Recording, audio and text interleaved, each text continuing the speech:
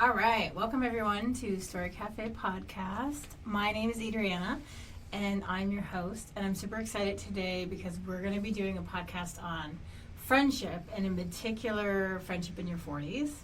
And I've been thinking about this podcast for a long time, but I kept coming back. Every time I tried to write it, I kept coming back to, I can't do this one by myself, because friendship is about more than one person. So I'm super, super excited today. I have my first ever guest, Nicole Landry, here with me.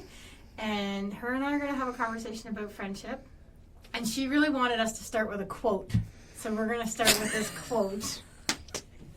And she's already laughing because we're already having so much fun.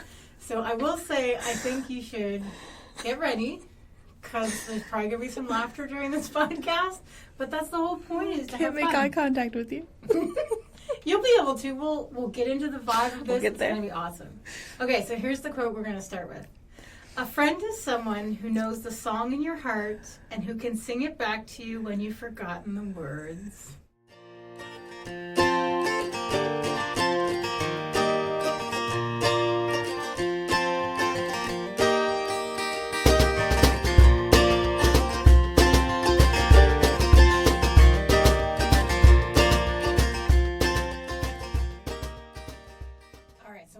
We're gonna dig into it. I think we'll jump in right into the muck of it. I was thinking about this podcast because I was thinking about how much my relationships have changed in my 40s.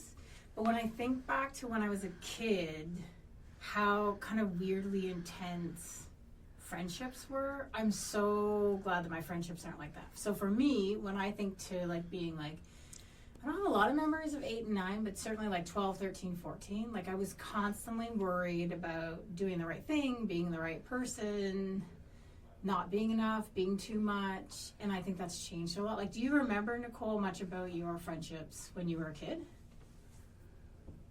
Yeah, I think like you, I also reflect on my, kind of those pre-pubescent teenage years, and how I think before that, your friendships are very much about play and just being carefree and laughing, and just, I think you were able to be yourself a lot more. Right. When I think about 6, 7, 8 years old, and I watch my kids at that age really just not have inhibitions with their friends. Right. They're just carefree. Yeah. Right? But then as we progress in age and hormones and all the things, we lose that, and we become way more conscious of how we're being perceived, and what we're doing, and then the way that other people react is about us too. And I think we overthink, and it becomes less authentic and more, like you said, like mucky and just troublesome, because you're having to overthink. Yeah, everything. I do think too, your friendships, especially in those teenage years, are on display. Mm-hmm. As you were talking, I was thinking about this time. I think I was in grade 6, so 12, 13. And I do remember being really angry with one of my friends and writing on the bathroom wall, so-and-so is a such and such. I won't say it here. And as I was writing it, I can remember feeling, this is wrong, this is not okay, but I was so mad and felt the need to display my anger to all my other friends. It was a performance, even though that wasn't really the type of kid I was to do things like that. Mm-hmm. Now, I got in trouble very swiftly, and we had a detention. I had a detention, and me and this friend were friends within 12 hours again. Mm-hmm. But, that's what it felt like. Our relationships were on display for other people at that time. It felt like performances. Yeah. Mm-hmm. Yeah. Mm-hmm. And who was the best friend and who wasn't the best friend, and who said this to who and when, which is exhausting. Absolutely. And it's about popularity and who said what and who has whose attention and who has whose ear and secrets. And it was all like a negotiation of status and power, for sure. Yeah. And I think, thinking about into my 20s, what changed for me about friendship, Because I feel like the layers started to peel back. I felt more in control of my friends. Like, in your younger years, you're friends in many ways by proximity. Mm-hmm. Like, who is around you, those are your friend options. And if you come from a small town, like you grew up in a small place, Mm-hmm. you have a limited number of options Mm-hmm. for friends. And so you make that work. I think that's a little bit different in big cities. But then in your 20s, you have more, like, choice about who those friends are, and you start to peel back those layers a bit. Does that make any sense? I also think that if you went away to university, Yeah.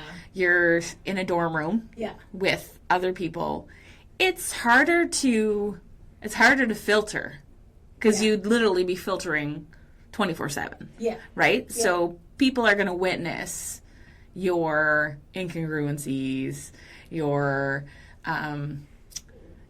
like your stuff, your Yeah. flaws. Yeah. And it's really hard. Anyone's going to crack under that Yeah. pressure. You can't keep up a certain facade Yeah. in that time. And I think, like, in my 20s, going to university, I spent so much time with my friends.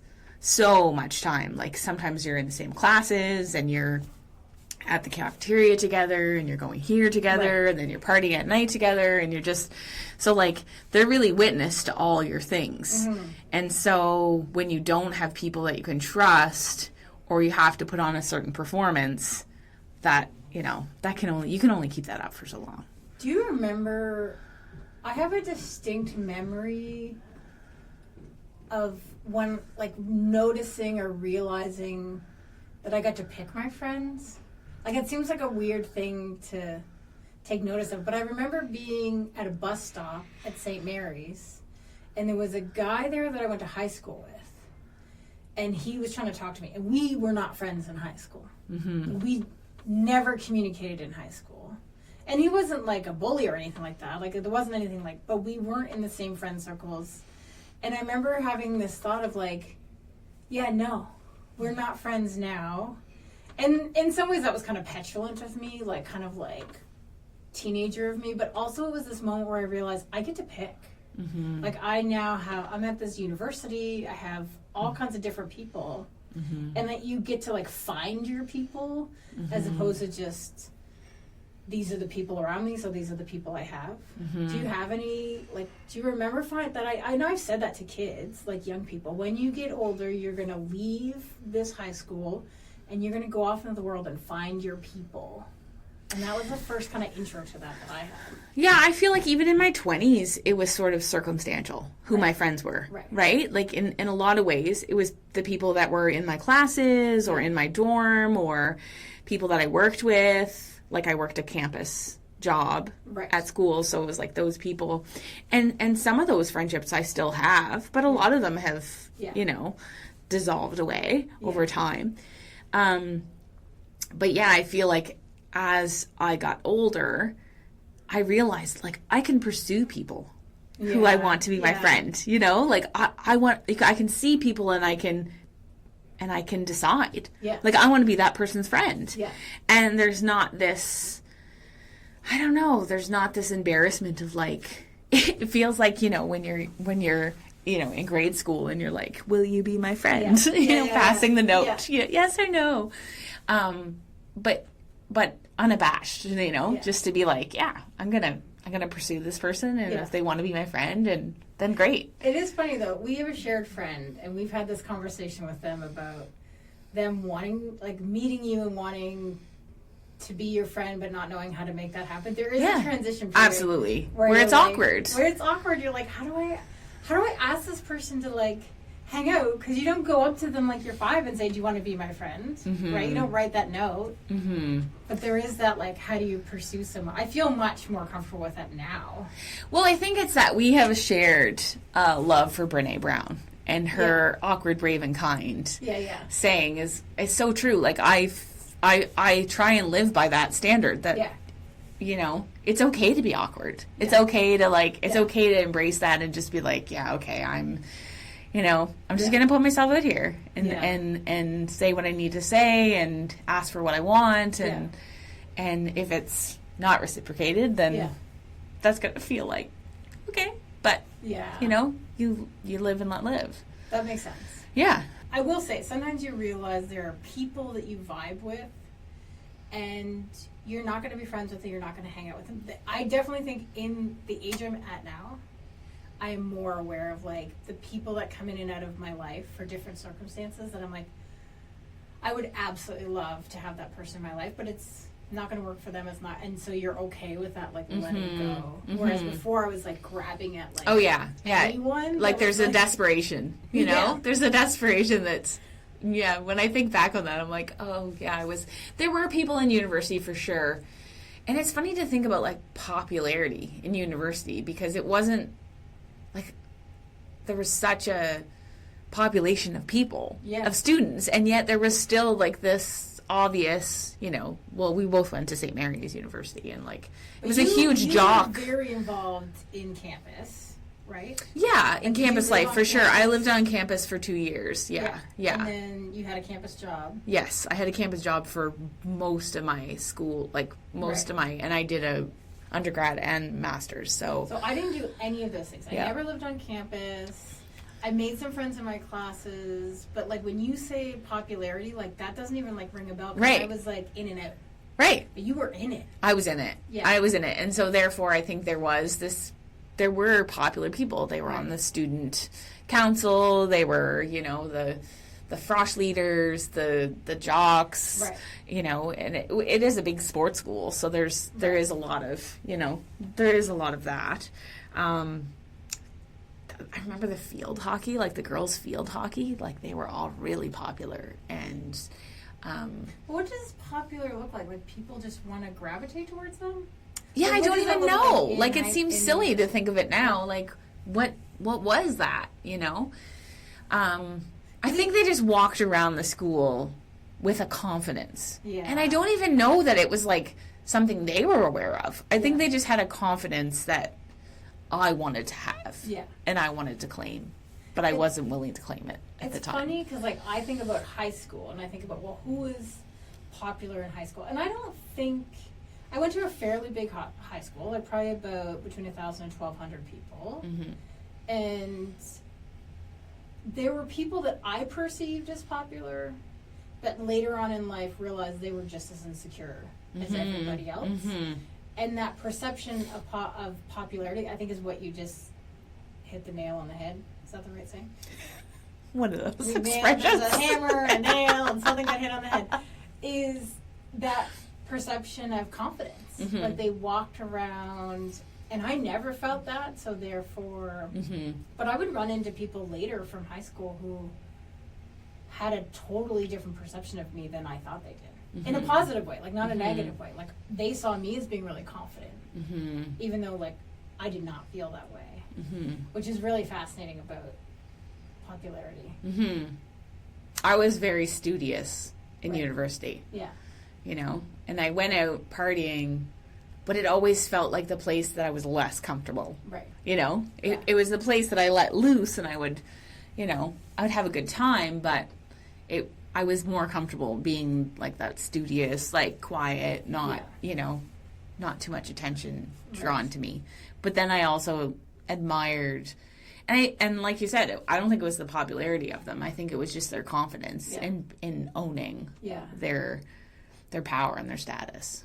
So if you fast forward to your 30s, because 20s for me is like a lot of learning about friendships. 30s is the great divide. Yeah. It's the great divide because people start getting married, people start having kids, and if you're later, like we were, to have kids, I ended up hanging out with people that were younger than me because they didn't have kids yet. Yeah. But that I think that's what transpires when in your 30s. I've always envied people who were friends with people in their childhood, in their teenage life, and then progressed. Like, they just stay friends. Like, they've got this core group of people, and, like, they go to each other. They're all in each other's weddings. They're all having babies at the same time. And I always really envied that because I always felt like I'll never get to have a friendship like that. Oh, but like Hollywood loves that narrative. Yeah. It's Right? so like true. like Yeah. shows and movies. Like, Yeah. that's what they show us of female friendships. Yeah. Is this core group of friends, the sisterhood of the traveling pants, right? They're just Oh my all God, I like, love right? that movie. Right? We all want that. It's We true. all want that. Yeah. But the reality is that I've seen into those Yeah. groups, Yeah. and there's toxicity there. It's not all rainbows Yeah. and butterflies. Yeah. 'cause like, if you don't grow out of your old self. I'm not the same absolutely. And in person. some ways, you're kind of stuck in this role with that group. And it can be hard to break free of that and evolve. Right. Well, and that's the thing in my 40s that I've come to realize is I can have really intimate friendships without having known someone. Mm-hmm. Now, you and me, we didn't say this, you and me have known each other for a hot minute. Mm-hmm. But it was very fleeting. So Mm-hmm. Nicole's mom and my aunt were very good friends. And so whenever I came to visit my aunt, not every time, but a few times when I came to visit my aunt, Mm-hmm. she would bring over Nicole because we were the same It age. probably feels like all the time. It felt like a lot. Felt but it like was we were probably just- 3 times. It's true. And the time I remember the most was Nicole was really into the whole 4-H thing. And Come see my cow. she took me to see her cow. And I was from the city, and I was like, oh my gosh, like, look at this thing. And I remember going back to the city and being like, oh, like, my friend Nicole has, like, this cow, and I got to see this cow. Like, it's funny how that, like, so we knew each other maybe, like, under 10. Yes. We would have seen each other a few times. Absolutely. And then maybe fleeting moments through our lives. And then we ran into each other on the day, I didn't realize this in university, but there's like a prom Yeah, it was that situation. dinner, like, dress up formal thing at Yeah. the hotel. Yeah. And we ran into each other. We had been at St. Mary's. In the same The degree, same weren't degree, the same time, never had a class we? together. No. And then ran into wild. each other. And that was the first time we'd seen each other in like over a decade. Yeah, and it was like an instant, like, oh my goodness. Yeah. You know, how sometimes you see someone you've known Yeah. in public and you're kind of like, are they going to remember me? Or, Yeah, yeah. Like, it's just awkward. But it Yeah. wasn't awkward. No. It was like, oh my God. Yeah, it was awkward because the person I was with, well, that's a whole other story for another podcast, but it was awkward for me in that way, but not from us seeing you. I didn't pick up on that. Excellent. It was pure joy. Excellent. it was just so much delight. And then later on we worked together. So you started working at an organization that I worked at. And so we had some overlap there. And that's how we kind of rekindled Yep. our friendship. Yeah. The friendship flame. The friendship flame, which was on low burn for decades. Yep. And Yep. then when you moved, I feel like I started following you because you had your own business and we stayed I moved, you connected. moved. You moved to Scottsboro Yeah. and then I You followed followed me. suit. Yeah. And then I was that is pursued. really when I pursued you, a couple other people. You uprooted your whole family to I pursue did. this friendship. I did. I did. It's not true. You know what though? Okay, we're joking about it, but what's actually true about it in what you're saying is my family did uproot it and I was the one that pushed that. Yeah. And I did uproot my family in search of a different type of relationships and a different type of community. Absolutely. So- Me too. That's why we left as Yeah. well. That's why we left the city, for sure. Because as much as like I had some like really wonderful friends in Halifax where I was living, it felt very disjointed. Absolutely. The community felt disjointed, Yeah. and I wanted something more that felt whole. And living in rural Nova Scotia has its downsides, right? Absolutely. There's no doubt about it. But I did pursue different types of relationships by moving. So it's funny and true all at the same time. And at that point, I think looking for deeper friendships, more intimate connections. And I mean intimate from a sense of like being able to be vulnerable. Because I think at this stage in my life, it's funny, every stage is hard. There's no stage that's harder than the others. But there's a real, like, when you're like moving through your 30s and hitting into 40, you really do start to look at like what's in the future, how much time is there, you know, you have to say goodbye, like you lose people at this point in your life that's really hard, like people die and that's really challenging. So you start to look for something more meaningful. Absolutely. Because time is a ticking. Yeah. And you just don't have time for the bullshit, right? You don't have time to muddle through. Like, you start to really discern, oh, no, this is your stuff. Yeah. This is not my stuff. Yeah. You're putting this stuff on me, but that's your stuff. And you need to take that and figure it out. The passive aggression, you just start to go, no, that's, the toxic habits. Well, and I know that I moved away, probably late 30s, started moving away from friendships that weren't reciprocal. Yes. So I really noticed my own behavior, because of my own life and my own trauma, would sometimes lead me into relationships where I was always the helper. Yes, absolutely. Right? Always the helper. And I did that. Like, those are choices I made to be in those relationships, right? I'm not saying that to frame it as someone else coerced me into that. No. But realizing, like, that's not healthy for me to always, like, it needs to be reciprocal.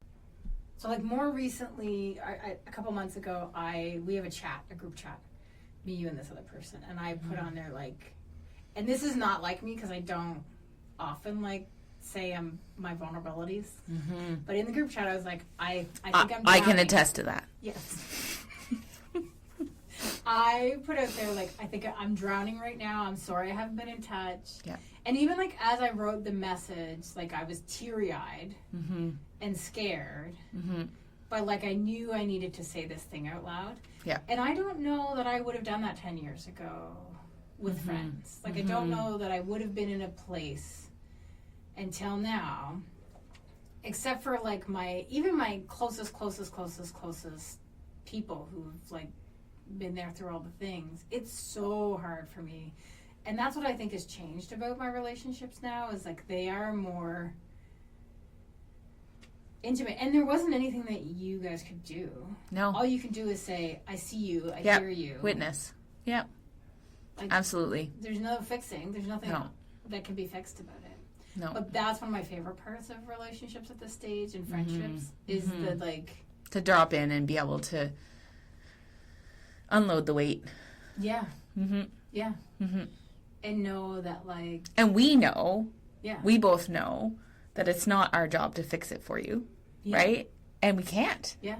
But we can say, oh, that's really hard. Yeah. Right?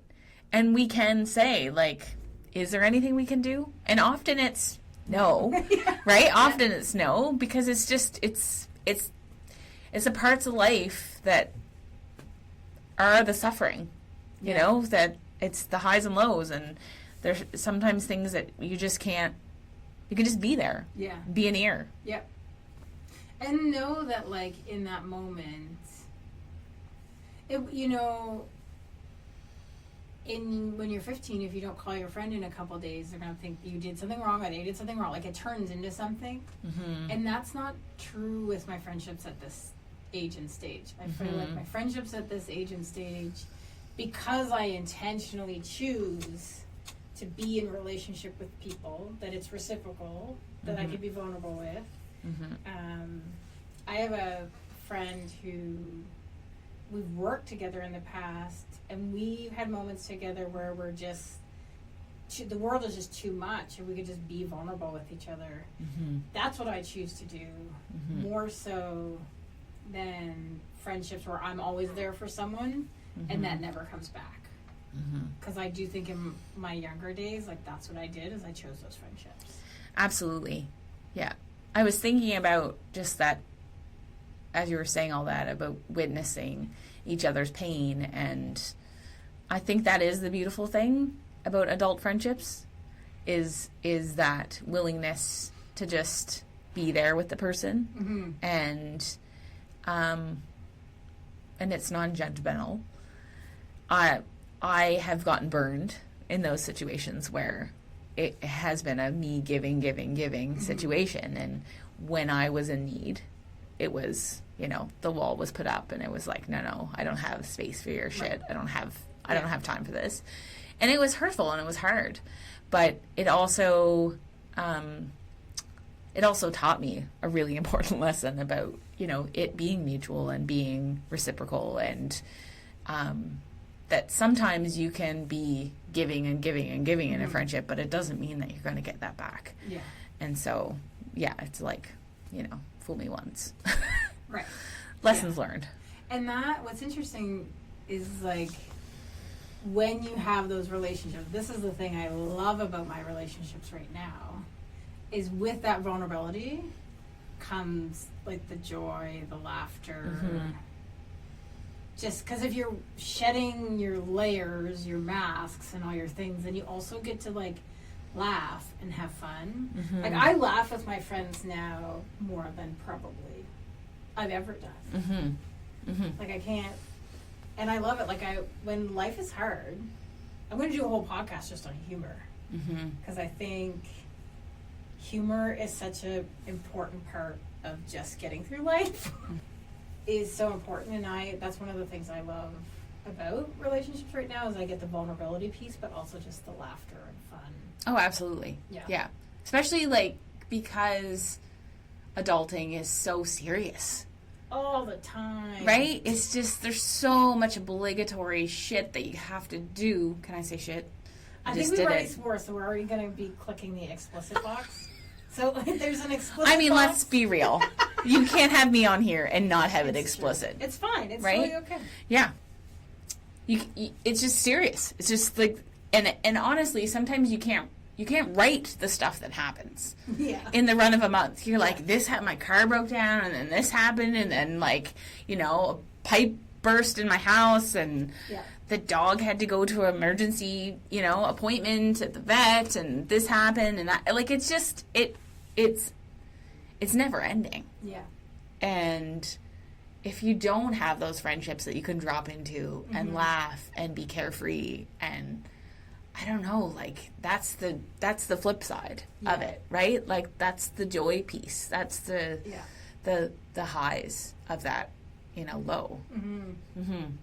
It is true. Like, I think about teenagers I've worked with, and you've worked with teens as well, and that when you're 16, all you want to be is an adult, right? Yeah. And then as you get older, the responsibilities pile on. And I feel very lucky. I have a partner in raising my children, and, I think my husband and I are in this, like, life thing. But we don't always have the time to we don't belly laugh together, because our life in this moment is so practical sometimes, right? It's like, who's got to be transported where, at what point, what's broken on the house, what's broken on the car. Yeah. Right? Like, it's lists. Kids' extracurriculars are bananas. Yeah. Like BANANAS. Yes. They're They're no more just bananas. They're bananas. Maybe they're more like banana peels. Just makes me think of the Hollaback song. Yeah. Gwen Stefani. She got it. It's bananas. It's bananas. She got it before she got it. She got it before she got it. It's unreal. And sometimes you don't know if you're coming or going. And like, how do you fit in other things in that? I don't know. I have no idea. But it's important, though. Yes. Yeah, and I do think you get on autopilot with parenting. And I want my kids to be in these things. This is the, like, hilarious part. I want them to do all the things. I want them to do the things I didn't do. I don't want them to ever feel like they can't do something. So I make this commitment. But it's exhausting, and it's a lot. And I think my being able to move through this period of time with my kids is 100% because of the friendships I have. Like, I can't even imagine how lonely it would be if I didn't have those relationships. And they're not always, like I said, like, it's not always like that I'm seeing someone or hanging out with friends all the time, but they're there. And in moments that, if you can squirrel away the time, they just fill your bucket. They are like a release. You know, like, it's like a place where you can, like exhale and just, okay, you know, I've had all this stuff happening and I'm just like, I'm overwhelmed, or like you said, like you dropped in and were like, I'm drowning, you know? And it's just like a place where you can do that and not feel judged, not need answers thrown at you or fix-its, but just to be you, you know? Yeah, and I think we can see, I mean, not to say in any way that social media is a good representation of reality, but I think if you look at the amount of videos where women are talking about, this is what my friendships look like now, and it's like running to each other's rescue, it's like having fun, it's like laughing at each other, not just with each other. You know, like the other day I got sprayed with a hose up your butt, and the friends I were with had a real good chuckle about that. They thought that was hilarious. So it's not just laughing with you, but at you, and not taking offense about it. A runaway hose. Runaway hose. And it makes me think of the whole village thing. Like, we don't live in villages in the same way to have those people around us, right? We don't live in spaces and places where we are closely connected. I think the digital age has disconnected us in many ways, and that's, I think, my draw to those close relationships. Because I think about now, and I agree with you, my friendships now are much more like no bullshit. I'm not investing if you're not investing. And I also have a limited amount of time, so I can't have an unlimited number of friends. Because then I think about the friends that I no longer see or connect with, and I miss them dearly, right? I miss them, but because of proximity, it's hard to see them. And I've had to let go of that guilt, because I do feel some guilt. I had some like wonderfully close friends who I will love till the very end.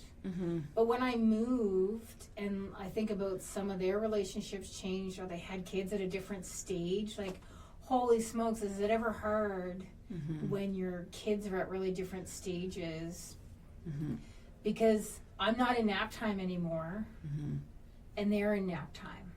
And so it becomes so hard. So, like, I've had to let go of friendships that meant so much to me, and felt a lot of guilt about that for a long time. Like, even just, like, talking about it, like, I want to cry a little bit. Because I miss those people. And yet, like, the time of that relationship has changed and shifted. And so I have to just let go of it. And I don't think they're angry at me. I think they're in their zone, and they've probably have their own relationships and their own friendships that work in their lives. But I think about, like, moving forward in my life and how, like, I don't have, I guess where I started there is, like, I only have time to maintain so many friendships. And so sometimes I don't get into relationships with people because I'm like, as much as, like, we might be vibing right now and I think this is awesome, I cannot add something because I'm not willing to lose something, right? Unless it's really, really like, no, this is, I don't know if that makes any sense. It does. So it brings me back to the quote at the beginning of the podcast. A friend is someone who knows the song in your heart and who can sing it back to you when you've forgotten the words. And part of me is like, it's corny, but it's true. You know, because it speaks to friendships in your 40s. Yeah. It is knowing, it's showing up as you are. Yeah. Right? And having people take you as you are. And knowing you. Like, knowing you in a way that sometimes you don't even know yourself. Yeah. Right? And seeing things about you and being able to call you on your crap sometimes. Or being able to witness your pain without taking it on. Or just knowing how to cheer you up. Or it's... And I think with friendships that dissipate, or, you know, time changes things, or you move away and you're not in the same geographical location. And I have friends like that too that I left behind when we moved from the city, and I miss them a lot. And they're people who are kindred spirits. You know, they're people that I just feel in my heart I'm always going to have a connection with. I think I'm less likely at this stage in the game to become friends with people out of convenience. Yeah. You know, there are those situations where, and we've talked about this before, where when your kids are a certain age, usually younger, you become friends with parents of your kids' friends. Yeah. Because it's convenient. Because you can all, you know, hang out together and do similar activities. You're kind of on a similar schedule. And it works. And you can understand sort of the stage of life. But it's not always that heart connection. Yeah. It's not always that lasting, you know, knowing of one another that can evolve through time. You know, I think of you and I, like the fact that we were able to like come full circle in our friendship, like because there was probably that heart connection, because, and also we had that family connection of like your aunt and my mom, and knowing that they had a really strong bond and had that authentic relationship where they could show up and be there for one another. I think that I had someone tell me recently that you have to find your people through the means of heart connections and not just, we think alike. Like we have similar interests and we think alike, we have similar opinions about things. I don't think that's actually true. I think that it's really beautiful to have people in your life who do think differently than you. Yeah. Who are perfectionists, who are not perfectionists, who are able to say, no, like, good enough is good enough. Yeah. Like, or they don't have certain anxieties about this, that, and the other thing. Yeah. And they're able to, you know, just push you to challenge you to think differently. Yeah. Well, and it's hard because I think of all the people I've met who are, like, wonderful people. It just, I don't know, like, there's a certain, I don't know if it's like law of attraction, but there's a certain thing, like you and I are similar in lots of ways, and we're different in lots of ways, and yet I feel very drawn to you, and then, you know, there are some friends that we share that's similar, like I don't even know 100% why I'm drawn to that person, but like there's something there, and then you get to know them, and then it gets to a place where like you do I'm like, are you flirting with me right now? I flirt with everyone. Are we vibing? We're vibing. Is that what vibing means? No, I'm not cool enough for that. I'm using this term all the time. Like, we're like, just we have a good vibe or vibe. A vibe. And then you just made me think maybe it means something in like teenager speak that like I don't know, and maybe I shouldn't be using it. But there is like a connection you make with people that you feel like for whatever like you don't always know why. For me, the more important piece is like to find your people that works with. Find the people that you don't have to force yourself to be with, but like you just naturally want to be close to that person, hang out with that person, and then find that balance. It would be curious to hear about, like, and not to like gender it, so recognizing that gender is a spectrum, but like I think about my own husband, how he might talk about friendships at this stage, I think is very different from Oh, absolutely. Yes, absolutely. And yet, in moments, and your husband and my husband are friends, right?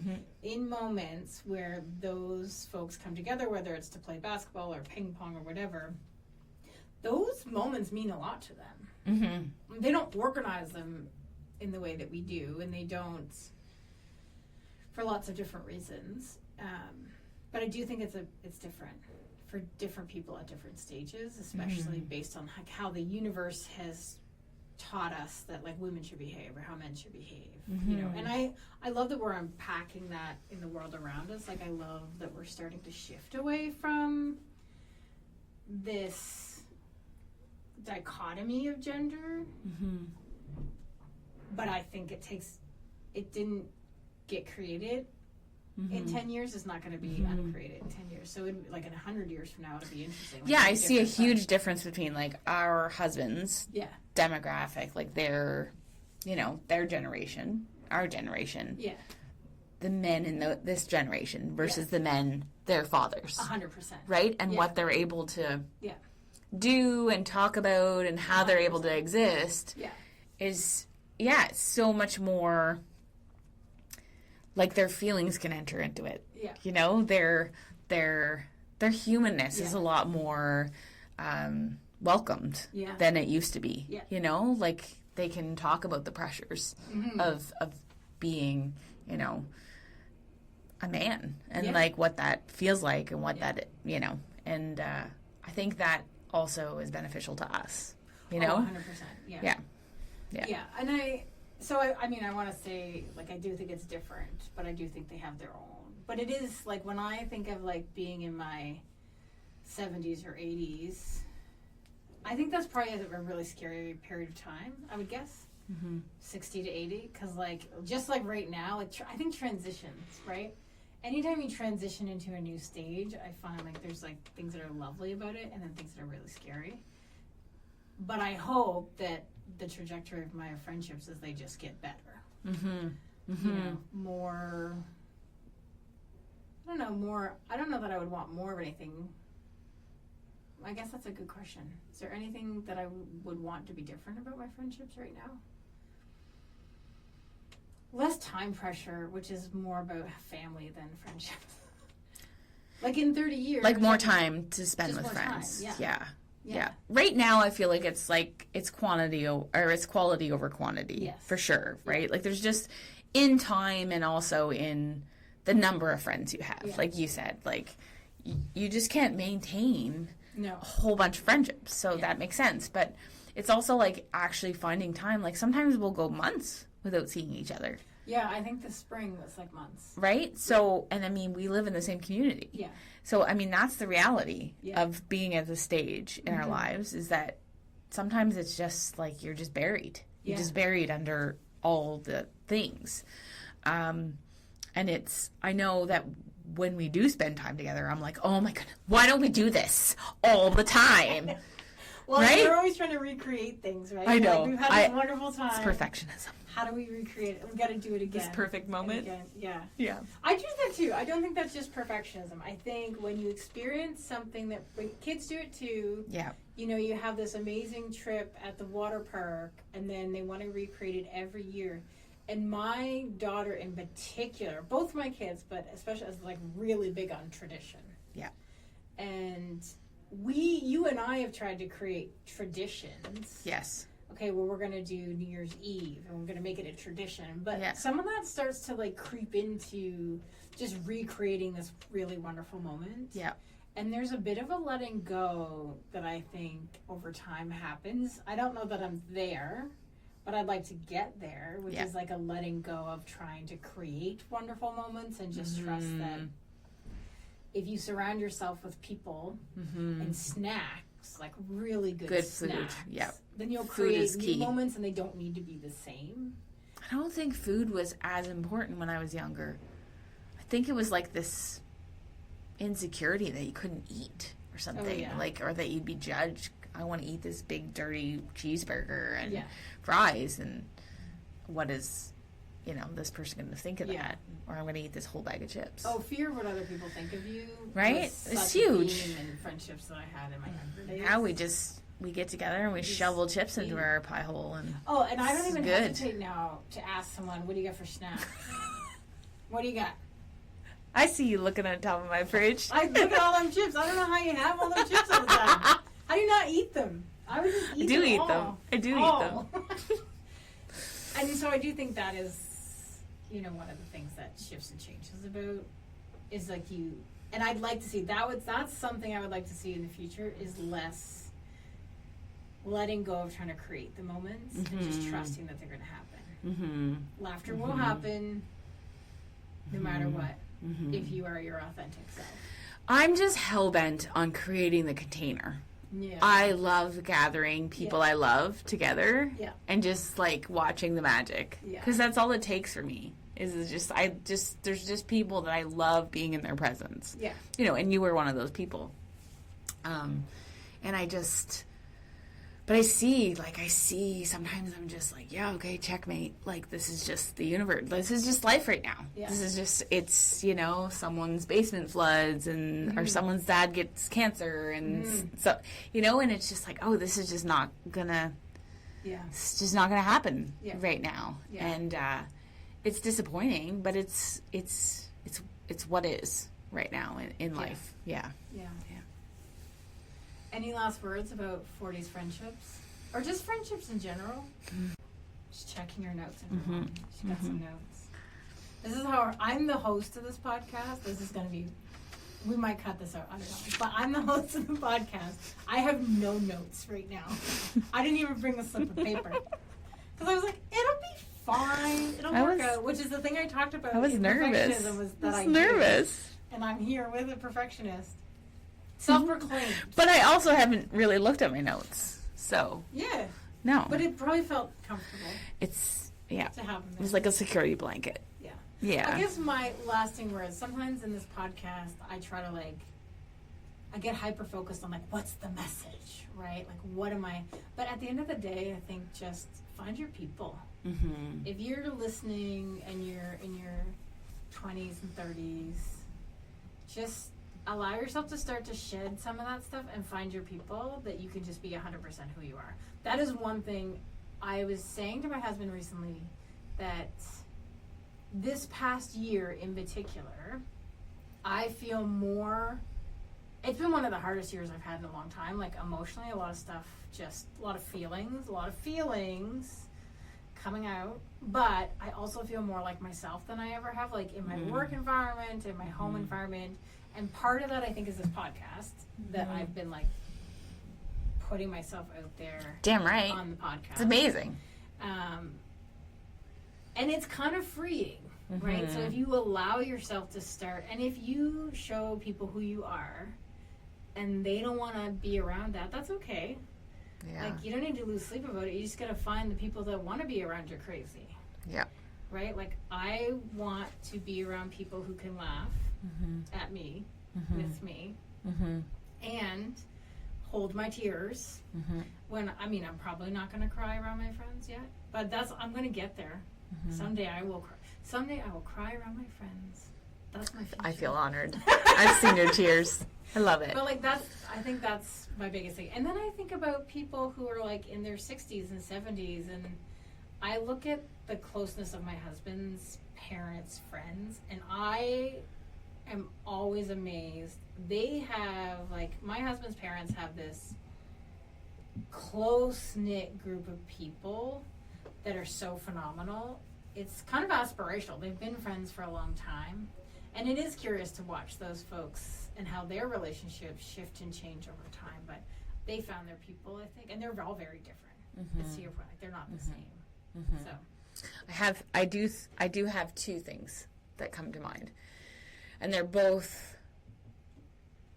pivotal aha moments that I've had more recently in the last couple of years since entering my 40s. I am a notorious gift giver, giver of things, baker of, food, and I always like to give people things, gifts of sorts for occasions, and a really thoughtful person, but also I recognize that is my trauma. That is my not feeling worthy in and of myself, and starting to realize that no, my friendship and my presence is the gift. Yeah. It is the gift. And some people see that. Some people are going to see that, and they're going to see that just being in this person's presence, in conversation with them, laughing, having exchanges, that's it. Yeah. That's what I have to offer.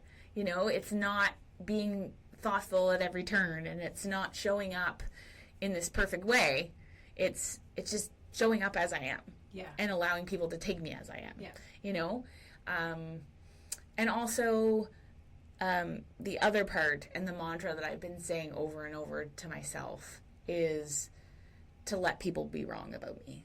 Yeah. And that's my peace. That's my ability to let go of other people's expectations, the overthinking part, the insecurity part of just, I'm not going to need to explain myself. I'm not going to explain myself to other people. I'm not going to explain my actions or my intentions to anyone, really. I'm going to show up as I am, and I'm not going to overthink every aspect of that interaction, And the people that I love and care about understand me, and they get me, and they get what's important to me, and they understand that if I make a mistake, it's a mistake, you know? Or if I say the wrong thing, they're not going to hold it against me, you know? Those are the two things definitely that have been freeing at this stage in life, at this time with friends, is definitely one of my really good friends always says, you know, like, you're not for everyone. Yeah. It's like, Nicole, not for everyone. Yeah. And that's okay. And everyone's not for me. Exactly. Right? Like, it's not just that, like, I'm not for everyone. It's like, everyone's not for me and I'm not for everyone. And that, it's not good or bad. It's neutral. Yes. Right? And that's the piece about finding your people. Yes. Finding the people that are for you. That like your cup of tea. That like who you are as you are. Yeah. And it doesn't mean that you agree all the time. Yeah. It doesn't mean that it's not hard sometimes. But I love that. I think finding your people who can just like who you are. Mm-hmm. Thanks for coming on my podcast. Yeah, I loved it. It was so great. Thank you. It's going to be fun.